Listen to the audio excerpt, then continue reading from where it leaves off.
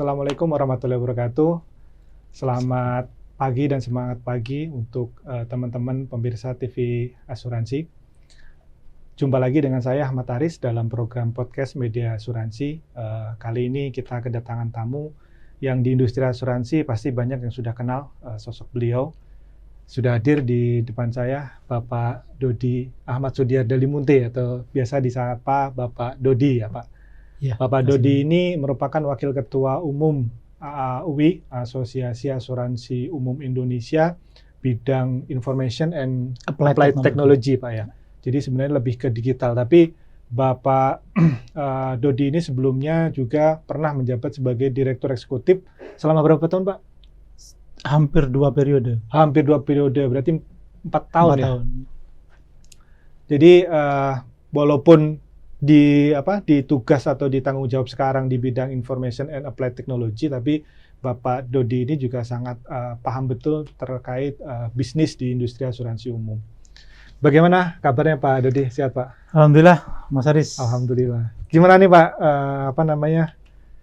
perasaannya nih dari sebelumnya mengawasi industri atau istilahnya mengorganisasi industri asuransi umum, sekarang terjun lagi ya, kalaupun sebelumnya sudah menjadi pelaku, sekarang terjun lagi menjadi pelaku nih. Emang pengalaman saya di industri ini dari sejarahnya itu, saya masuk di perusahaan asuransi, itu pun kemudian berganti 3 company, setelah itu kemudian di asosiasi sebagai direktur eksekutif, meskipun sebelumnya saya pun juga pengurus.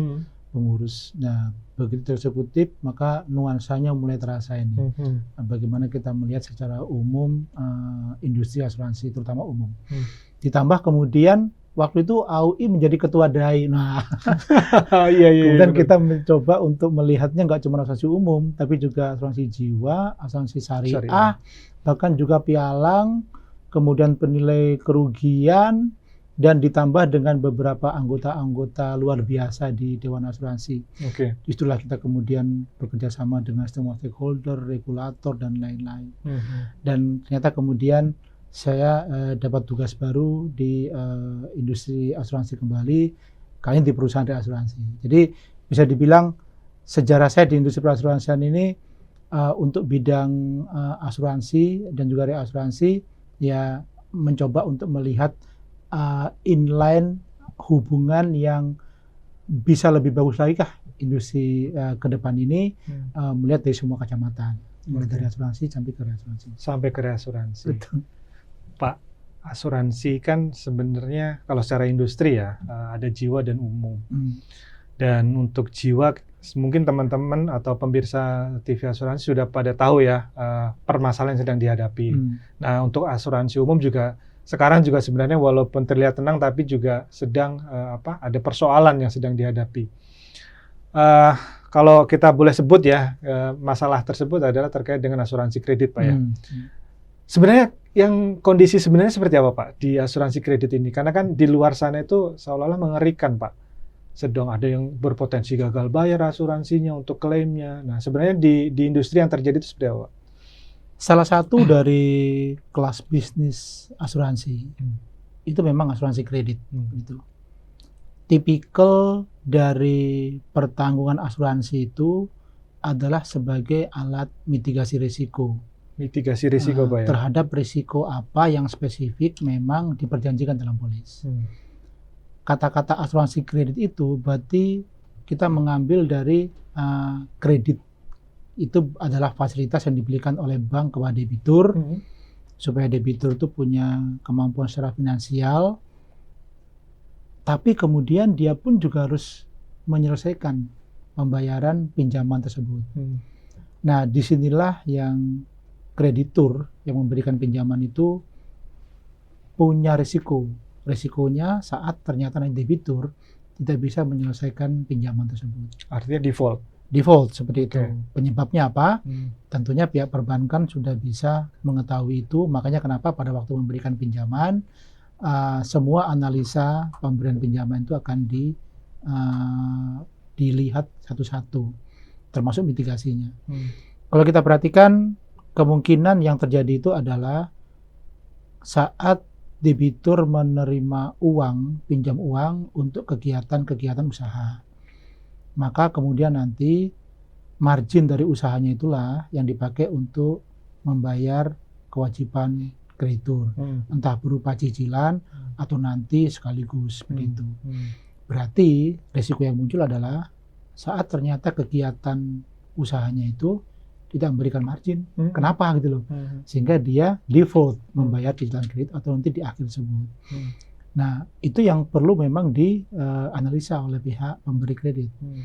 Nah, yang kedua adalah kalau ternyata yang bersangkutan itu tidak punya kemampuan akibat dari apa yang selama ini dia upayakan, itu ternyata tidak bisa memberikan sejumlah uang karena dia mengalami kecelakaan atau mungkin meninggal.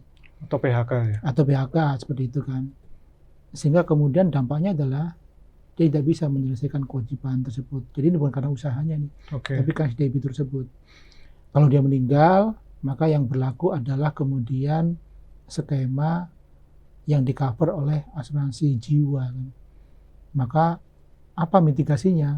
Mitigasinya adalah bagaimana kalau ternyata seorang tersebut meninggal, tapi ada kompensasi kepada keluarganya, sehingga keluarganya masih bisa melanjutkan tersebut. Atau mungkin karena ini skemanya adalah kreditur dan debitur, maka ada kompensasi yang diberikan karena dia meninggal untuk mengembalikan pelunasan tersebut kepada kreditur.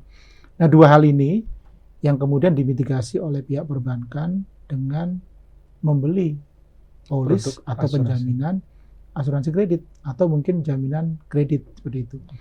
Berarti ada dua Pak ya, AJK dan asuransi kredit. Nah, sebenarnya secara umum sebenarnya kita mengistilahkan itu dari sisi kreditnya, itu ada kredit produktif karena memang kegiatannya itu adalah untuk usaha. Sehingga nanti kemudian margin usahanya itu dipakai untuk menyelesaikan pelunasan. Atau yang kedua adalah kredit konsumtif. Karena memang dipakainya itu untuk konsumsi. Nah, dua-duanya punya tipikal yang berbeda. Untuk yang konsumtif itu biasanya dikaitkan dengan yang bersangkutan itu ada nggak kemampuan untuk secara finansial untuk dia akan bertahap menyelesaikan kewajiban tersebut. Nah pertanyaan saya berikutnya adalah kalau meninggal dunia salah satu yang di cover, misalkan ini kan kreditnya kan sebenarnya masuk polisnya adalah polis asuransi umum, atau misalkan istilahnya kontraknya dengan asuransi umum, apakah dari kontrak yang dikeluarkan oleh asuransi umum tersebut juga mengcover risiko kematian? Meninggal dunia. Iya, betul. Ini sebetulnya polemik yang muncul belakangan. Asuransi kredit yang biasa dikenal masyarakat itu sebetulnya adalah asuransi jiwa awalnya pada waktu itu. Karena memang dia untuk konsumtif. Orang pinjam uang untuk beli rumah, maka muncul skema KPR kan. Iya, betul. Nah, di KPR tersebut udah disusun itu sekian tahun pelunasan bertahap. Tapi kalau dia meninggal gimana? Otomatis lunas ya. Gimana? Mitigasinya adalah kita dengan asuransi kan, gitu. Berarti kalau kasus yang asuransi jiwa itu kepada debitur, kepada ahli warisnya, ini kepada si krediturnya. Tentunya pada waktu bank itu melakukan assessment adalah bagaimana nanti debitur itu bisa menyelesaikan kewajibannya. Saat mitigasinya ke asuransi, maka asuransi akan melihat tentunya kalau ini meninggal dunia, asuransi jiwa. Nah, disitulah nanti akan melihat usia sekarang itu berapa, kemudian ekspektasi dia sampai dengan pelunasan pinjaman itu, dia masih mampu nggak pada itu. Maka tarif asuransinya akan dikaitkan dengan kita ada namanya tabel mortalita. Nah, itu yang paling pas melihat seperti apa sebetulnya tingkat hidup seseorang itu selama sekian periode lah, gitu. Jadi kalau usia sekian di tabel mortalita itu tarifnya sekian, ya berarti tarifnya emang seperti itu. Itu udah pas. Saat ternyata kemudian muncul asuransi yang mengcover kredit produktif, yang mestinya itu adalah untuk mengcover kegiatan produksi. Risiko defaultnya aja ya harusnya. Tetapi salah satunya ternyata kemudian dikaitkan dengan kalau dia meninggal bagaimana itu. Maka dari situ kemudian yang namanya tarif asuransi itu menjadi bercampur.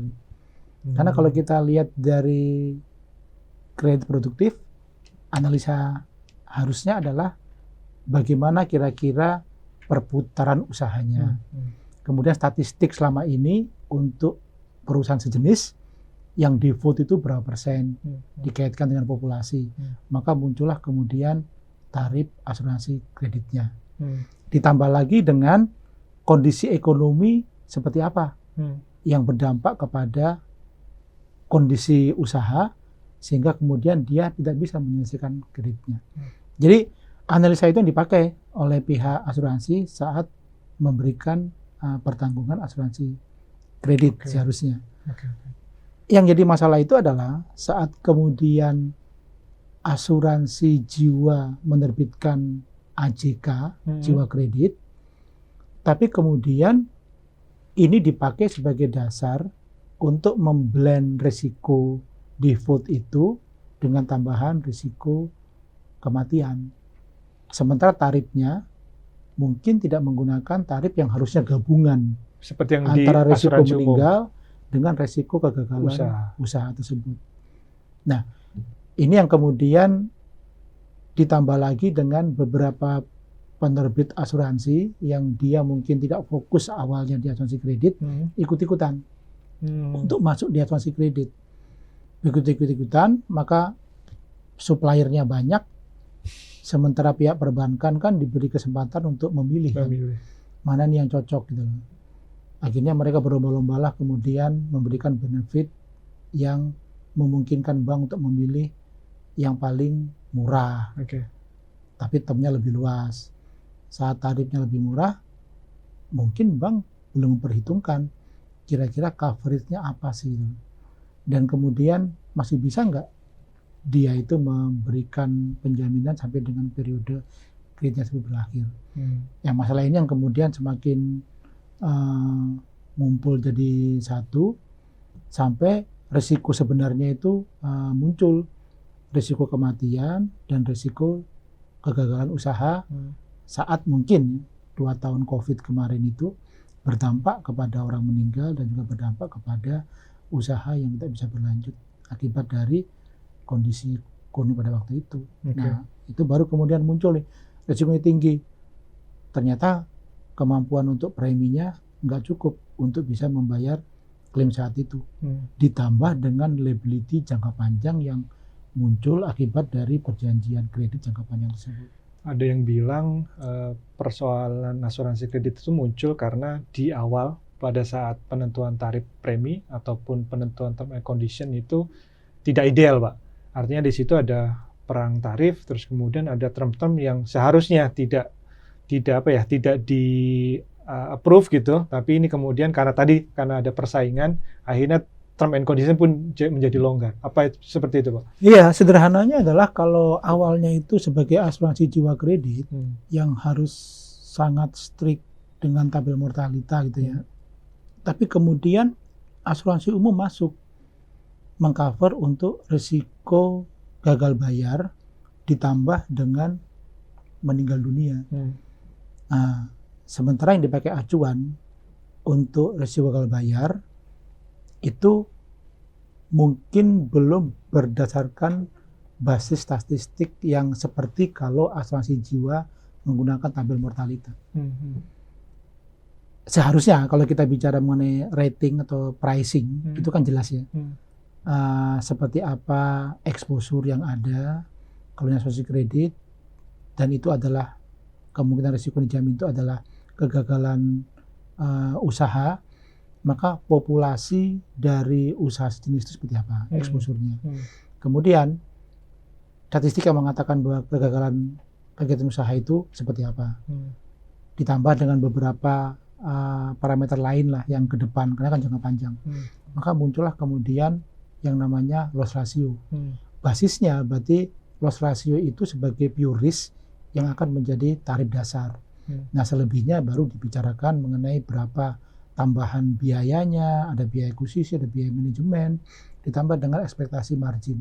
Itu yang kemudian menjadi satu tarif yang dibayarkan oleh pihak tertanggung.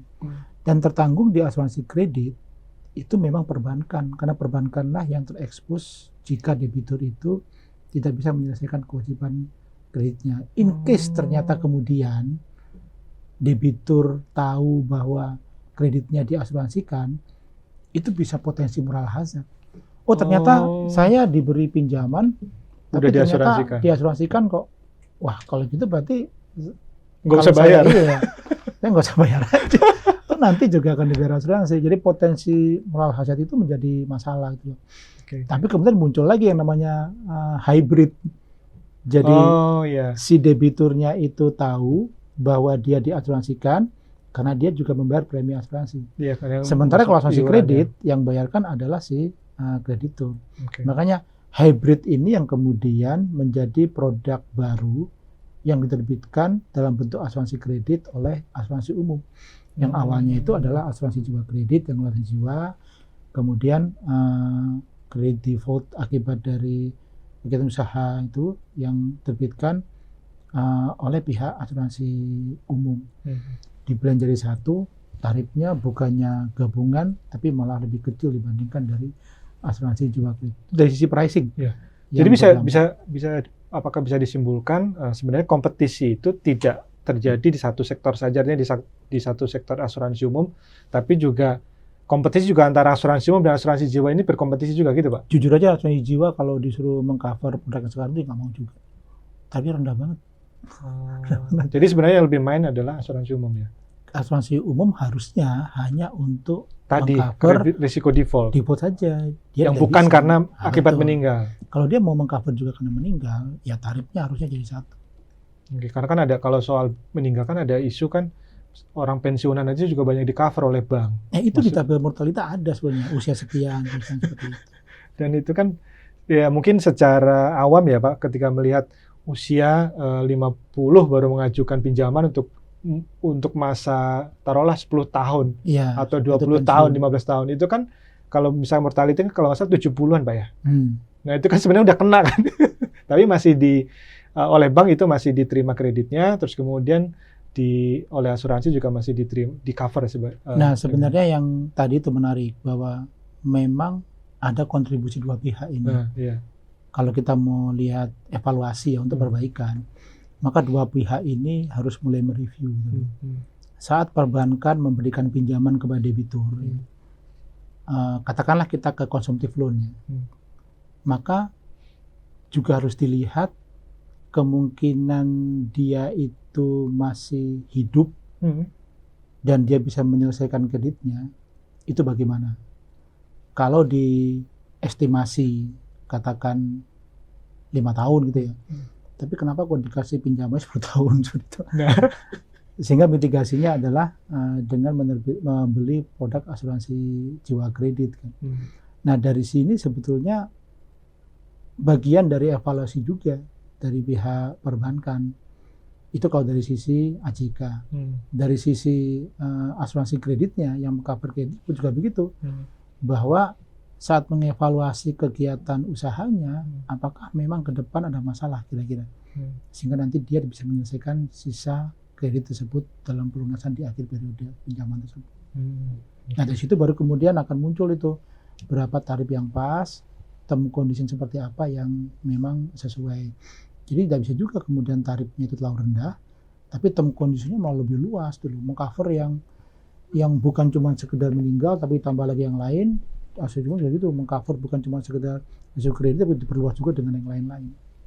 Kita ada standarnya nggak sih Pak praktek ini asuransi kredit dan AJK ini? Kalau kita bicara mengenai standarnya, untuk risiko meninggal dunia biasa itu jelas merupakan tupoksi dari asuransi jiwa. Seperti itu. Artinya berarti asuransi umum memang tidak bisa mengcover risiko meninggal dunia biasa tersebut. Harusnya memang dipisah ya? Dipisah. Jadi AJK itu ya khusus untuk yang risiko meninggal dunia. Sedangkan untuk yang asuransi kredit default itu non meninggal dunia tersebut. Harusnya begitu ya. Nah, asuransi kredit ini kan kalau nggak salah baru muncul tuh 2008 ya Pak? Iya, saat PMK 124 ya. 124. Ya, itu muncul pada waktu itu. Dan sampai sekarang belum ada perubahan. Di PMK itu diatur tentang lini asuransi kredit dan surety. Jadi dikatakan bahwa ada minimal permodalan yang harus dipenuhi oleh perusahaan asuransi untuk bisa mengcover surety dan asuransi kredit khusus untuk asuransi umum pada waktu itu. Cuman dalam prakteknya memang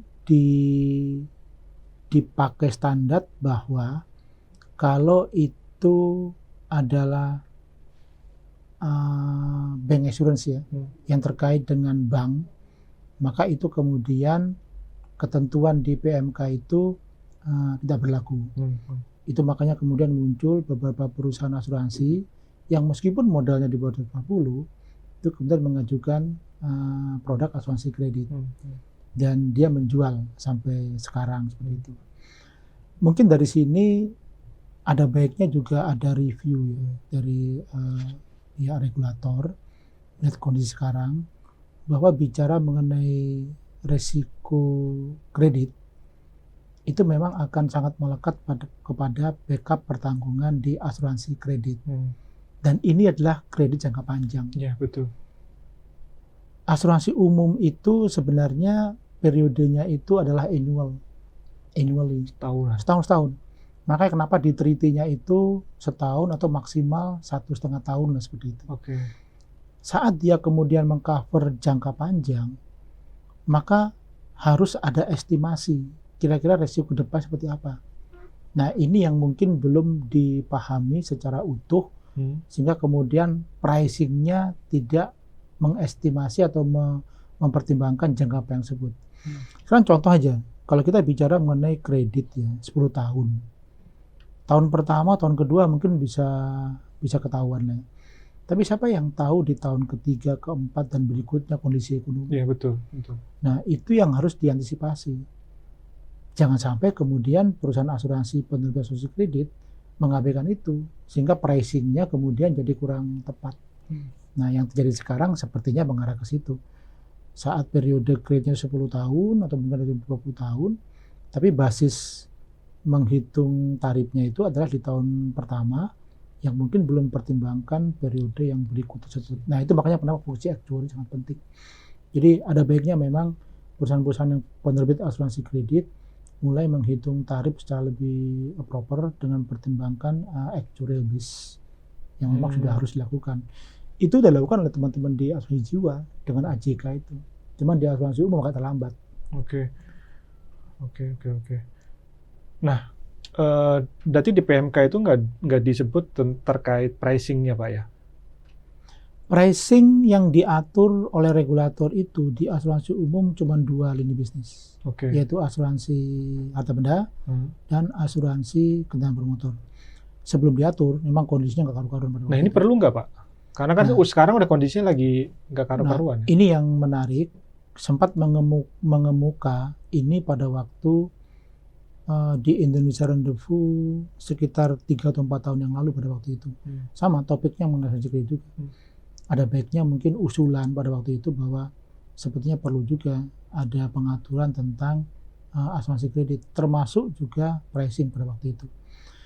Cuman pada waktu itu memang regulator meminta supaya review dilakukan dulu oleh pihak pelaku ya, oleh pihak pelaku mulai dari pengajuan produk sampai kepada kemudian pemasarannya dan kerjasama dengan pihak perbankannya. Karena kalau perbankan itu kan juga punya aturan ya di peraturan Bank Indonesia untuk proses pemberian kredit kepada debitur. Itu yang diminta supaya proper. Mitigasinya di perusahaan asuransi juga sama. Berarti perusahaan asuransi pun juga harus proper. Mulai dari penetapan tarif, penetapan term condition, sampai kepada kemudian mengestimasi liability jangka panjang. Sehingga sepertinya OJK tidak buru-buru untuk bisa kemudian menetapkan tarif seperti hanya di asuransi harta benda dan juga di asuransi kendaraan bermotor. Nah, tetapi saat itu kemudian karena ada banyak pemain asuransi kredit yang muncul ya, masuk, dan asuransi kredit ini salah satu produk yang bisa mengenerate cash gitu ya, secara cepat gitu ya. Maka kemudian evaluasi yang lebih detail itu masih kurang karena basis untuk melihat liability jangka panjangnya belum terlalu proper. Perhitungan tarifnya belum perhitungan jangka panjang, sehingga mungkin belum menggunakan actual base. Yang kedua adalah penetapan pencadangannya. Karena kalau jangka panjang, berarti pencadangannya berbeda dengan jangka pendek. Nah, itu yang akhir-akhir ini kemudian muncul masalahnya. Masalah pricing yang jangka panjang dan masalah pencadangan yang jangka panjang. Harusnya kalau kita bicara pencadangan itu ya bicara berapa tahun periode yang belum dijalani, yaitu yang kemudian dicadangkan. Jadi berbeda dengan pencadangan jangka pendek. Nah, asuransi umum kan kebanyakan setahun. Mungkin belum terbiasa untuk melakukan estimasi pencadangan jangka panjang. Sejak 2008 sampai mungkin sekarang Pak, kalau ditarik terakhir 2021 ya, itu sebenarnya rasio klaimnya untuk asuransi kredit itu trennya seperti apa Pak?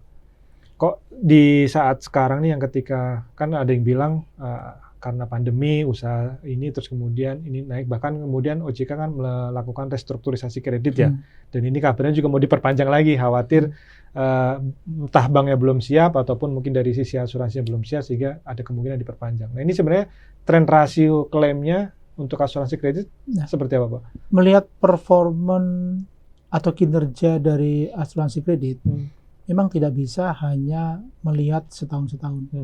Karena dia itu adalah kredit jangka panjang. Makanya AUI pada waktu merilis laporan kinerja 3 bulanan, itu pasti ada catatan bintang di situ. Kan. Karena kita kan menerima data waktu itu dari seeding company, dari anggota-anggota AUI, yang kita nggak tahu juga seperti apa kemudian mencatatkan premi dan juga mencatatkan klaim pada waktu itu. Karena premi kalau dia itu istilahnya premi tunggal gitu ya, pengakuannya harusnya bukan langsung kredit 10 tahun, 20 tahun, tetapi karena masih ada sisa yang belum dijalani, maka itu sebagai pencadangan seharusnya. Termasuk juga pencatatan klaimnya. Klaim atas satu polis yang diterbitkan di tahun tertentu, itu akan muncul di tahun keberapa dia. Makanya kenapa kemudian dalam perhitungan klaimnya itu menggunakan triangulasi, sehingga kemudian kinerjanya juga dipertimbangkan menggunakan kemungkinan jangka panjang tersebut. Jadi kalau kita melihat sekarang loss ratio dengan angka tertentu ya, saya kurang begitu paham berapa angka yang terakhir, itu perlu dicek dulu waktu menghitung klaim rasio itu dan mempertimbangkan dengan metode triangulasi jangka panjang enggak. Jika tidak akan misleading. Hampir semua produk asuransi kredit, kalau kita lihat dari kinerjanya, dengan klaim yang cukup besar, sementara preminya mungkin diakuinya itu di depan, cadangannya mungkin kurang proper, maka nggak akan cukup untuk bisa membayar kewajiban jangka panjang tersebut. Nah ini yang dari awal mesti dievaluasi lagi nih oleh masing-masing penerbit asuransi kredit. Jadi loss ratio yang sekarang harus dicek dulu apakah sudah mencerminkan liability jangka panjang tersebut. Oke. Pak, selain manfaatnya tadi untuk memperoleh cash cepat ya buat perusahaan asuransi umum ya, sebenarnya secara bisnis marginnya apakah juga bagus Pak dari sisi underwriting ya, atau pertimbangan apa nih yang kenapa kok asuransi kredit ini dia kontributor ketiga terbesar di lini asuransi umum Pak? Kalau bisa mengelola liability jangka panjang dengan bagus, maka dengan adanya cadangan yang dibentuk jangka panjang, sudah bisa untuk mengcover liability jangka panjang tersebut. Nah dari situ sebetulnya bisa dipastikan bahwa mitigasi yang dilakukan tersebut bisa menghasilkan profit yang bagus ke depannya. Tapi kalau premi diterima di depan, pengakuan tidak untuk jangka panjang, cadangan yang jangka panjang, maka dia akan habis di tahun kedua premi tersebut. Sedangkan masih punya liability kredit jangka panjang. Jadi bayangkan aja kalau pengakuan preminya di depan, tidak membuat cadangan yang proper, liability-nya jangka panjang, ya premi yang di depan tadi nggak akan cukup untuk membayar. Maka loss ratio kan rumusnya klaim dibagi premi kan. Jadi kalau preminya aja udah mengecil, loss ratio-nya masih panjang, ya kemungkinan klaimnya masih panjang, loss ratio pasti akan besar. Ini yang harusnya direview. Secara bisnis berarti masih prospektif Pak ya? Secara bisnis karena ini adalah terkait dengan kegiatan ekonomi. Kan perbankan kalau nggak memberikan kredit nggak mungkin ya. Ekonomi nggak akan jalan. mitigasi dari perbankan itu adalah dengan asuransi kredit. Kalau tidak, maka membentuk cadangan CKPN tersebut. Iya, betul. Jadi kebutuhan untuk asuransi maupun jaminan kredit itu masih ada. Kalau dikatakan apakah prospeknya masih besar, prospeknya besar. Tinggal bagaimana kemudian para pelaku ini itu bisa mendudukkan posisinya dengan baik dari perbankan maupun dari penerbit asuransi kredit maupun jaminan kredit ini. Sebenarnya bikin nggak ada titik, bukan nggak ada titik, mungkin sekarang belum ada titik temu kali Pak ya, karena kan ada beberapa yang bilang sebenarnya persoalan asuransi kredit itu selesai kalau negosiasi ulang bisa dilakukan, pihak perbankan bisa menyepakati, memahami kondisi yang dihadapi oleh asuransi, maka persoalan ini mungkin bisa terselesaikan secara baik gitu, tidak sampai kemudian membuat perusahaan asuransi menjadi default atau gagal bayar gitu. Nah, yang bikin nggak ketemu tuh apa sebenarnya Pak? AUI sudah jauh-jauh hari menyampaikan kepada anggotanya pada waktu itu bahwa saat itu baru pertama kali masuk ke pandemi. Pandemi, kemudian regulator membuatlah program relaksasi pada waktu itu, ya. Termasuk juga restrukturisasi di perbankan. Dari situ AUI sudah mulai menyampaikan kepada anggota AUI, ini waktunya untuk mereview sebetulnya. Yang pertama adalah mereview kerjasama dengan pihak perbankan. Coverage jangan terlalu luas. Coverage asuransinya. Artinya dari sini berarti didiskusikan kembali dengan perbankan apa yang memang dibutuhkan untuk mitigasi kredit yang diberikan kepada debitur. Kalau memang ada risiko yang lebih luas, ya tambahan preminya harusnya memadai. Tidak bisa dengan coverage-nya luas, tapi preminya tidak ditambah. Gitu kan. Kemudian term condition-nya, kalau kita bicara mengenai AJK, maka basisnya adalah usia debitur dikaitkan dengan target mortalita. Kalau kaitannya dengan credit default, ya berarti yang dijamin ya cuma sekedar usahanya itu aja. Tidak bisa dikaitkan lagi dengan meninggal dunia. Sehingga kemudian penetapan tarifnya pun juga mengacu kepada kondisi ekonomi ke depan seperti apa yang bisa berpengaruh kepada defaultnya kredit tersebut. Dari sini berarti perlu ada koordinasi antara perbankan dengan asuransi gitu. Apakah itu memungkinkan? Memungkinkan seharusnya. Cuman kadang-kadang kalau kita perhatikan negosiasi antara pihak asuransi dengan perbankan itu, posisi asuransi itu kebanyakan kok di bawah ya. Perbankan di atas ya begitu. Jadi daya tawarnya itu kurang. Kenapa itu Pak? Yang saya katakan, karena aset, dari sisi aset? Perbankan itu dalam suatu bisnis itu ibarat gula. Semutnya banyak. Semutnya banyak. Itu. Nah, asuransi salah satunya. Nah, bukan berarti nggak bisa dinegosiasikan. Bisa dinegosiasikan. Nah, khusus tentang asuransi kredit, asosiasi pernah menyampaikan bahwa katakan ada awalnya itu ada 4 penerbit asuransi yang memang fokus ke asuransi kredit, tapi kemudian karena ini adalah mengenerate cash cukup besar gitu ya, maka banyak yang ikut-ikutan. Muncullah kemudian pemain yang baru gitu.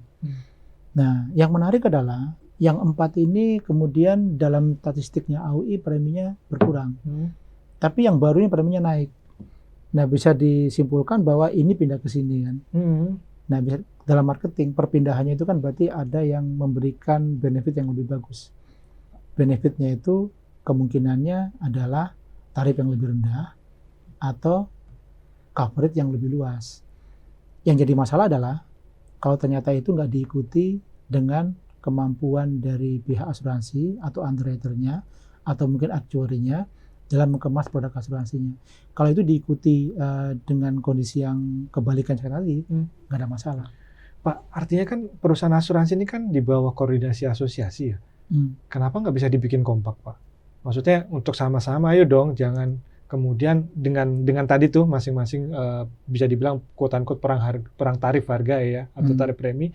Ini kan impact-nya kan membuat tadi tuh kayak term condition-nya menjadi lebih longgar, coverage-nya juga jadi mungkin ada yang ditambah-tambah, yang membuat produk itu biar menarik, biar masuk oleh bank gitu kan. Nah, ini kenapa dari asosiasi tidak bisa menyatukan ini, Pak? Iya, para pemain di asuransi umum ini, Pak. Sudah ada beberapa focus group discussion seperti itu kan. Cuman nih kembali lagi nih, praktek bisnis itu memang asosiasi tidak ikut terlalu dalam mencampur. Bahkan regulator pun juga enggak sepertinya itu. Tetapi, padahal harus kalau regulator. Nah, regulator itu melihat seperti apa kemudian tatanan dalam batas-batas yang diatur kemudian dalam PUJK kan. Contohnya masalah produk.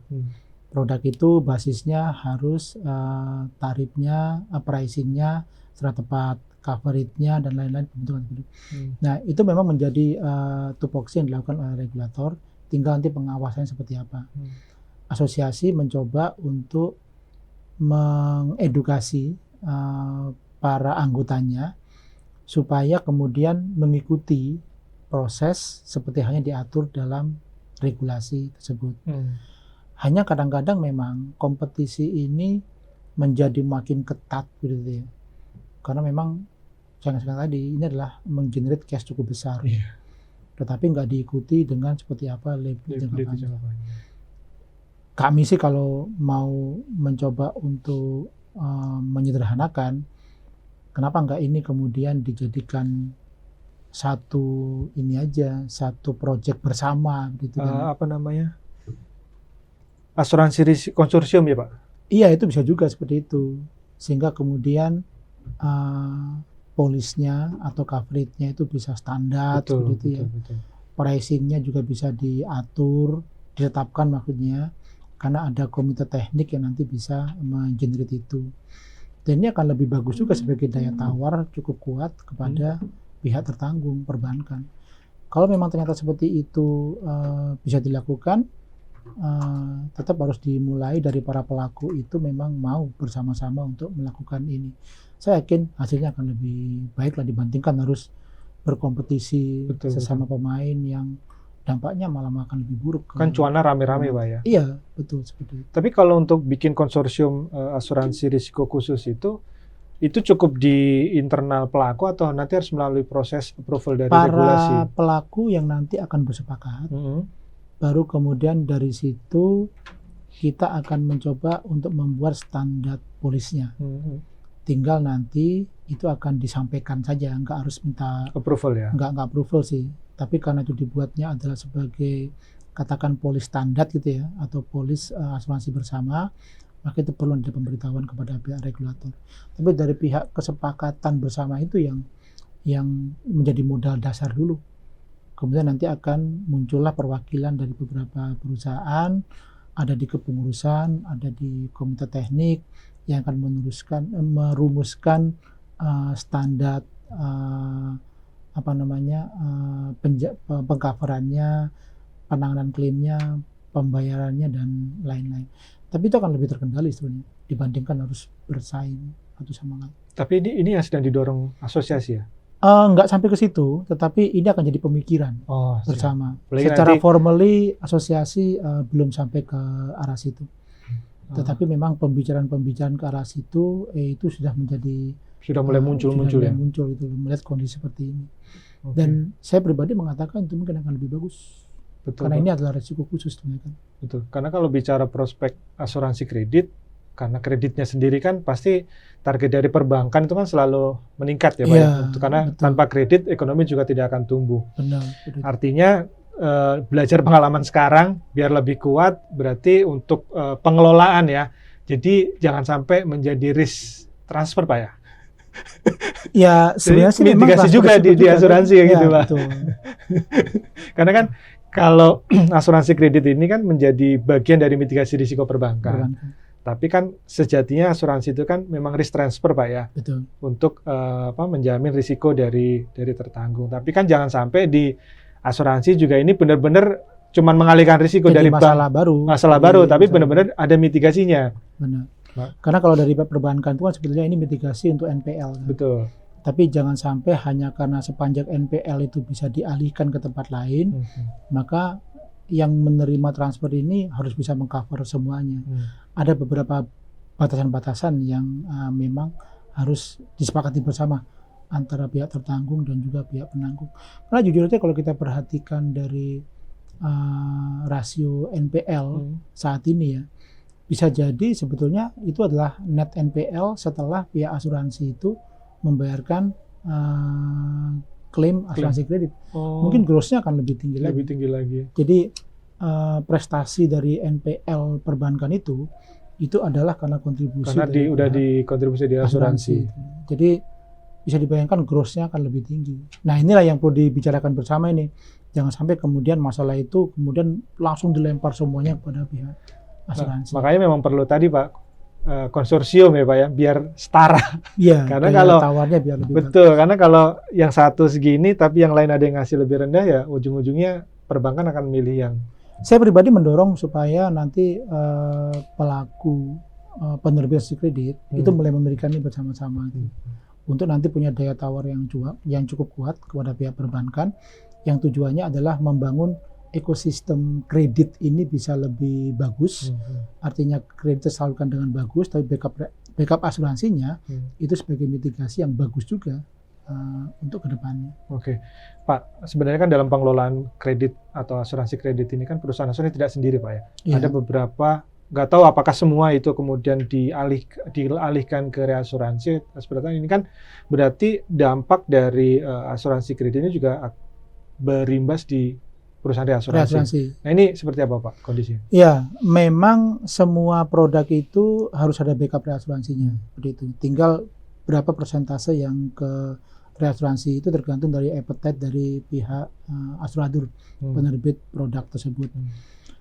Khusus untuk asuransi kredit itu yang awalnya kan pelakunya nggak banyak, Kemudian sesi ke reasuransinya pun berbeda-beda porsinya. Begitu kemudian mulai banyak pelaku asuransi kredit yang menerbitkan polisnya, maka kebutuhan untuk mencari reasuransi pun juga lebih banyak. Yang jadi masalah kemudian adalah yang di depan tadi itu yang kita bicarakan masalah-masalah itu ngikut ke sini. Jadi masalah pricing yang mungkin kurang proper, term condition yang mungkin terlalu luas gitu ya. Kemudian ditambah lagi pencadangan mungkin yang belum pas.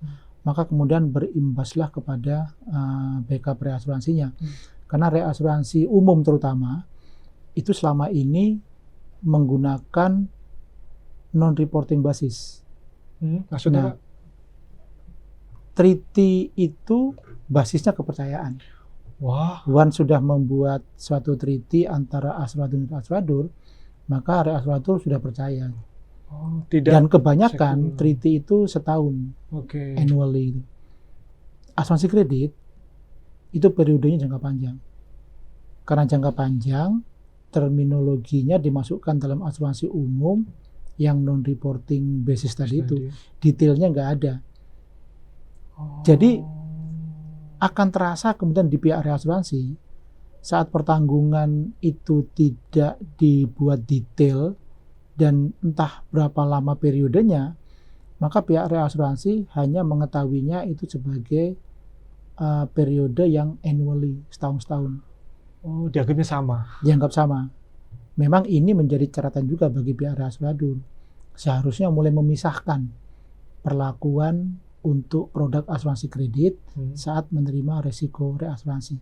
Tidak bisa disamakan dengan produk yang non-asuransi kredit yang setahun-setahun tersebut. Tapi hal yang menjadi pelajaran bagi pihak reasuradur saat ini adalah mungkin perlu mereview kembali seperti apa kemudian kerjasama reasuransi untuk asuransi kredit ini. Gitu. Yang paling pas itu adalah terkontrol. Terkontrol itu berarti nggak bisa lagi non-reporting basis. Harus reporting basis. Harus reporting. Karena biar tahu apa sebetulnya yang dimasukkan dalam treaty tersebut. Debiturnya itu usianya berapa gitu ya kalau di AJK ya.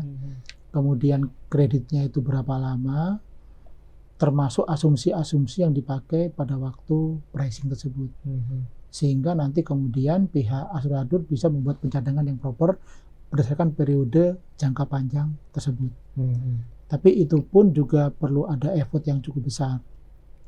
Atau periode reasuransinya dibuat kemudian setahun-setahun. Nah, hal yang kedua ini menjadi mengemuka saat ini dari pihak asuradur supaya bisa mengkontrol risiko tersebut. Kan terus terang aja kita itu agak sulit untuk mengkontrol resiko kondisi ekonomi ke depan. Saat ternyata tarif sudah di cap di depan seperti itu kan. Kecuali kalau kemudian tarifnya bisa berubah saat ekonomi kemudian berubah naik maupun turun. Dan itu nggak bisa kalau periodenya itu diikat jangka panjang. Tapi kalau periodenya itu jangka pendek. Setahun-setahun, maka tarif yang tahun pertama itu berjalan. Begitu kemudian tahun kedua, ketiga dan seterusnya, saat kondisi ekonomi itu berubah dan itu mungkin resikonya naik, maka ada kesempatan untuk menyesuaikan tarif tersebut. Jadi itu kondisi yang ideal seharusnya. Nah, ini yang lagi kemudian menjadi review dari pihak reasuradur. Kalau memang ternyata seperti itu, ya ada baiknya memang coverage-nya itu setahun-setahun. Cuman harus mirroring juga dengan asuransi kredit saat polis diterbitkan oleh pihak asuradur kepada pihak perbankan. Periodenya pun bagusnya adalah setahun-setahun. Tapi kalau tidak, ya berarti penerbit asuransinya menerbitkan polis jangka panjang, sesi reasuransinya menggunakan periode jangka pendek setahun-setahun. Jadi itu mungkin beberapa mitigasi yang dilakukan terkait dengan backup reasuransi. Berarti bisa dibilang ketika pelimpahan itu reasuransi nggak bisa nolak, Pak ya? Bukan nggak bisa nolak. Sekali sudah dibuatkan perjanjian reasuransi yang namanya treaty, maka sebelumnya sudah dilakukan beberapa analisa, data, statistik, termasuk juga ke depan. Saat ternyata itu preferable untuk dibuatkan treaty, maka kemudian apapun yang masuk di situ dicampur ke situ. Jadi itu merupakan suatu term dalam treaty karena sudah dilakukan beberapa kali cek data-data tersebut. Cuman karena jangka panjang, kita nggak tahu nih dampak dari kebijakan ekonomi ke depan, perubahan ekonomi ke depan dan lain-lain, itu bisa mengakibatkan liability yang mungkin lebih besar. Sementara di depan tarifnya sudah dipatok. Makanya kenapa kemudian ada baiknya kalau ini terkontrol. Terkontrolnya itu adalah saat ternyata risiko itu naik, ya tarif pun juga akan naik.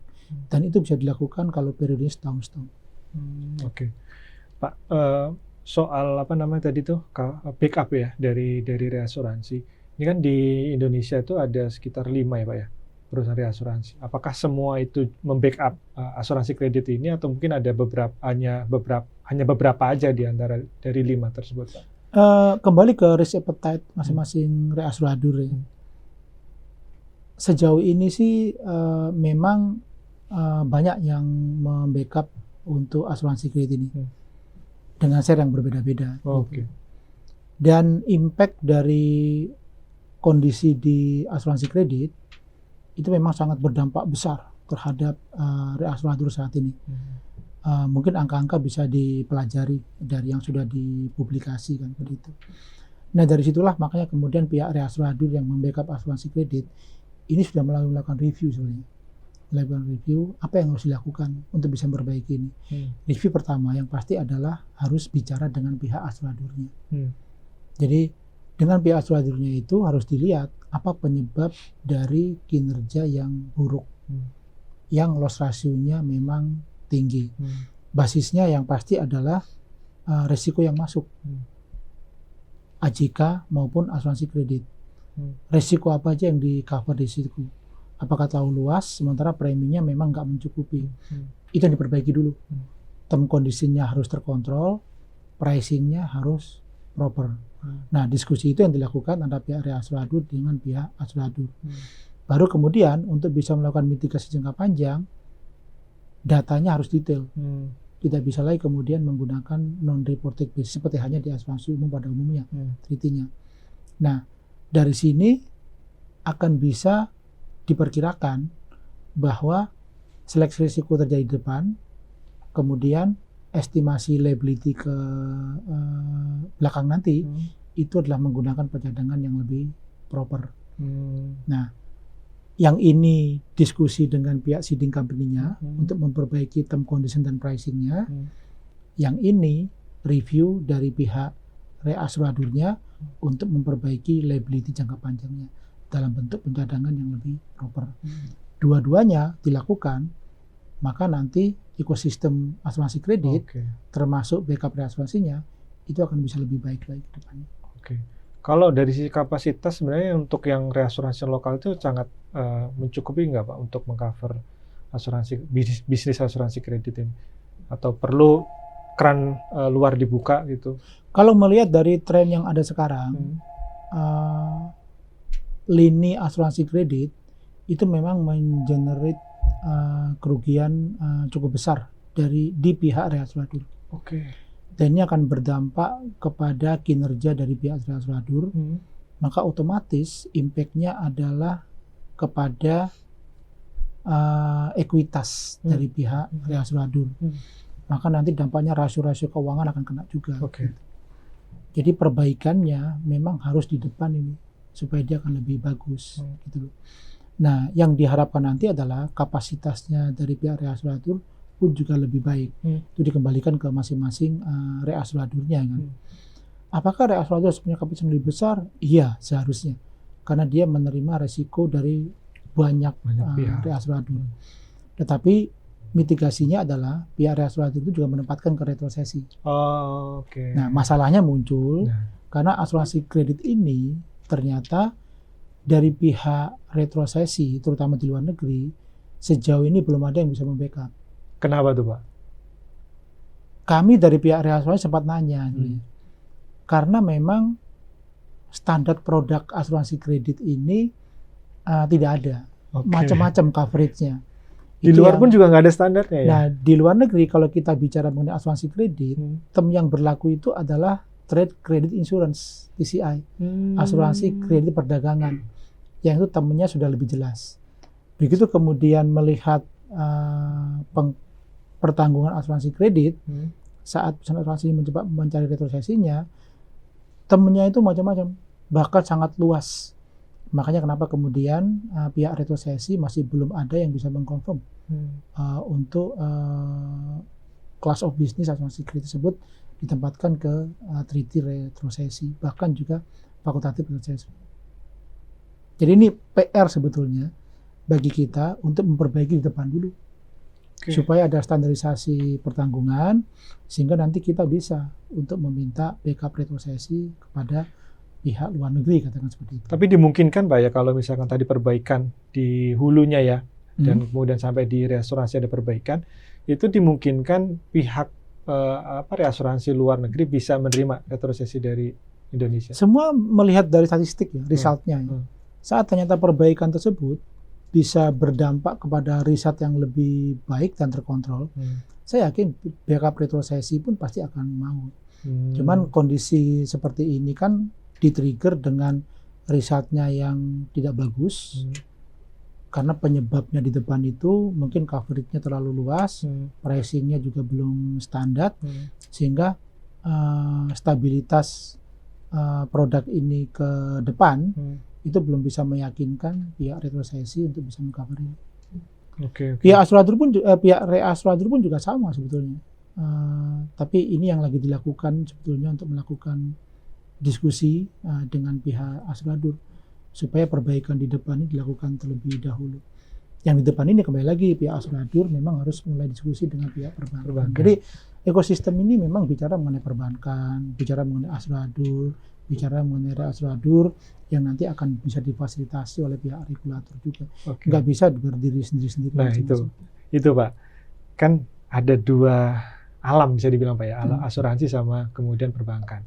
Sementara kan dari sisi regulator kan sebenarnya satu rumah ya OJK, cuman beda kamar aja gitu. Nah, menurut Bapak nih, kalau tadi Bapak sudah banyak bicara soal bagaimana seharusnya pelaku industri ini menyikapi nih persoalan asuransi kredit, bagaimana menurut Bapak seharusnya OJK bersikap Pak untuk mengatasi permasalahan ini? Asosiasi atau AUI sudah diskusi yang selama ini dengan pihak regulator.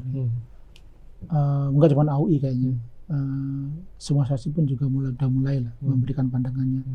Terkait dengan asuransi kredit ini, kami sudah menyampaikan juga seperti apa ekosistemnya, kemudian data-data seperti apa, bahkan regulator seperti sudah mulai untuk meminta data langsung dari penerbit asuransi kredit.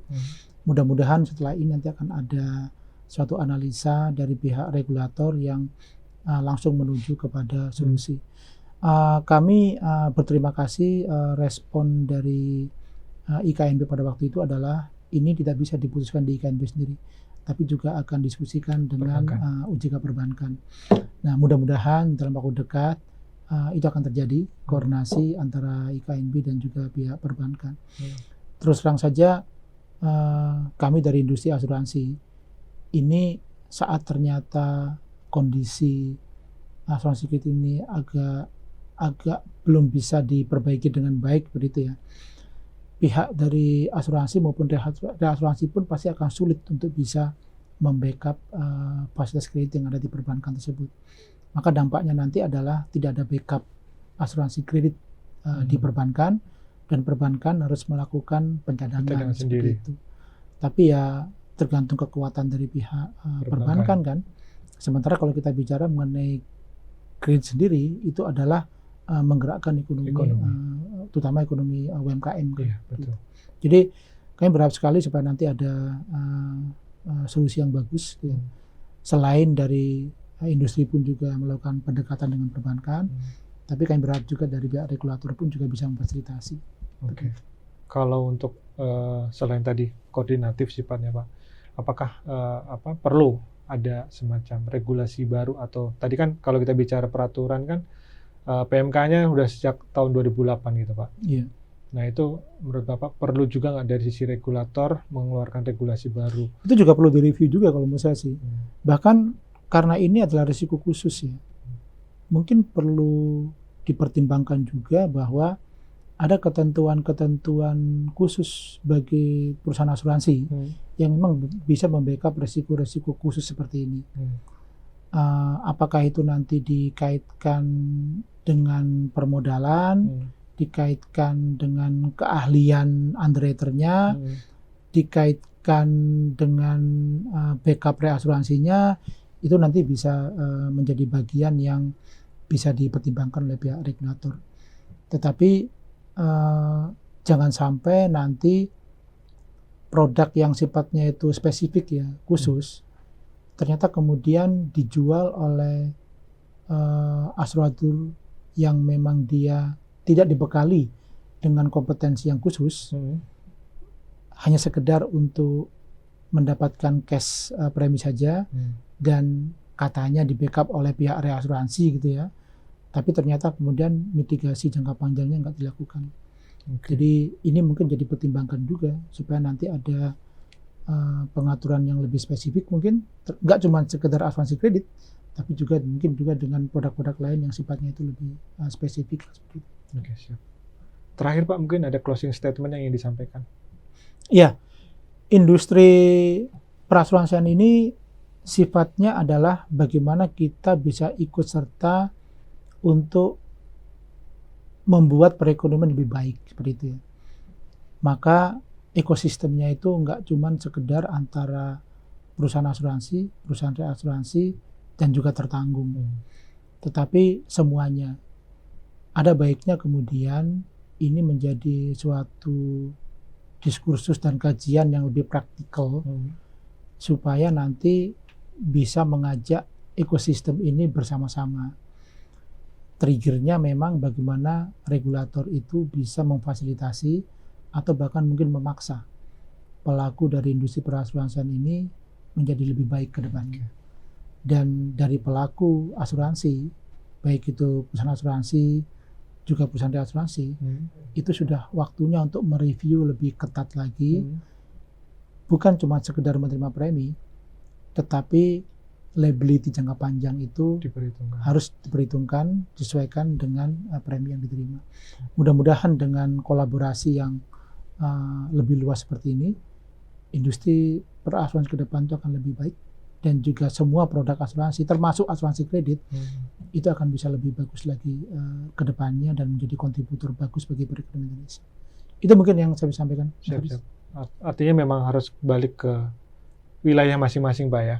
Asuransi umum ya seharusnya asuransi kredit aja, pertanggungan yang terkait dengan kelangsungan usaha, dan jiwanya biar di-handle oleh betul. asuransi. Karena memang itu adalah tupoksi yang berbeda, risiko Betul, berbeda. betul. Regulasinya pun juga seperti itu. Siap. Makanya ya ini bagian dari review juga mungkin dari pengawasan regulator untuk bisa melihat itu secara proporsional. Baik, menarik sekali obrolan kita, Pak. Ya, Sebenarnya bisa lebih panjang lagi, tapi mengingat waktu juga yang terbatas dan pasti kesibukan dengan Pak Dodi Oke, yang Mas Haris, begitu. harus bekerja di perusahaannya lagi gitu, Pak. Baik, Sobat TV Asuransi, demikian bincang-bincang dengan Bapak Dodi A.S. Dalimunte terkait isu asuransi kredit. Mudah-mudahan bisa memberikan insight dan bisa menjadi masukan juga buat regulator dan semua stakeholder di industri perasuransian, juga stakeholder di perbankan, bagaimana bersama-sama berkolaborasi, Pak ya, untuk mengatasi permasalahan asuransi kredit. Karena kredit ini menjadi salah satu media untuk bagaimana ekonomi ini bisa bertumbuh, dan asuransi sebagai penanggung jawab risiko, Pak ya, dari risiko kredit tersebut juga bisa berbisnis secara berkesinambungan. Baik, sekian, terima kasih, mudah-mudahan bermanfaat. Saya tutup, wabillahi taufiq wal hidayah. Wassalamualaikum warahmatullahi wabarakatuh. Semangat pagi. Waalaikumsalam. Terima kasih, Pak. Ya, kasih Mas Haris. Siap.